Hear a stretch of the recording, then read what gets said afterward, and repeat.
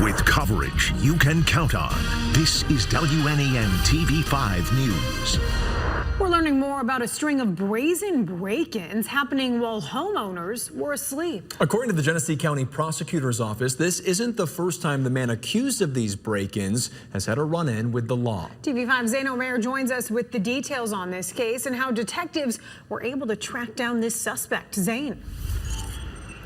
Megan Chet, Michigan State Police say the break-ins happened between midnight and 6 in the morning, with the suspect kicking open doors and entering in the homes. The Genesee County Prosecutor tells me he's now facing dozens of charges, with the most serious being home invasion and theft of a firearm. A man accused of breaking into homes while some of the owners were sleeping is now facing 35 felonies. If you break into somebody's home, that's their castle, that's their sanctuary. If they're there, they become endangered by your very presence. Something very dire can occur. The Genesee County Prosecutor's Office identifying him as 28-year-old Rovon Sanders of Flint. Michigan State Police did some old-fashioned police work by gathering footprint impressions, something that you might see on an old detective show. There was video surveillance that they gathered from gas stations and stores.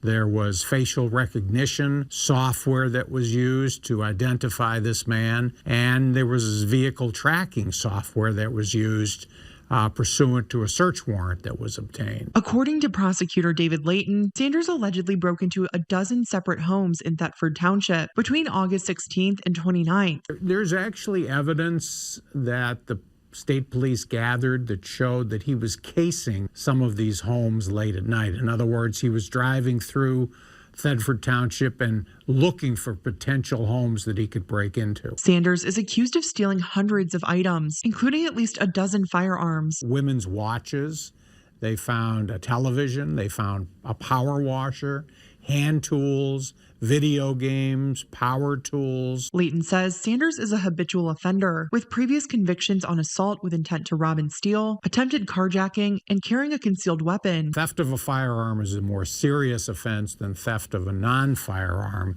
but it's the home invasion, the breaking into somebody's home when they're there, that is the most serious of charge. These offenses, when put with the habitual offender status, are up to life in prison. Layton tells me this case is a reminder to always be vigilant. You can do it, get security cameras around your home.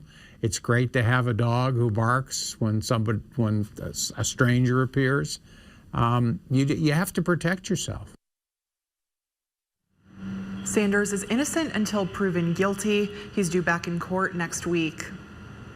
Thank you, Zane. In a statement, state police thanked the community for the tips and surveillance videos that helped lead to this arrest. A spokesperson says it is imperative to continue to stay vigilant and utilize locks to prevent this from happening again.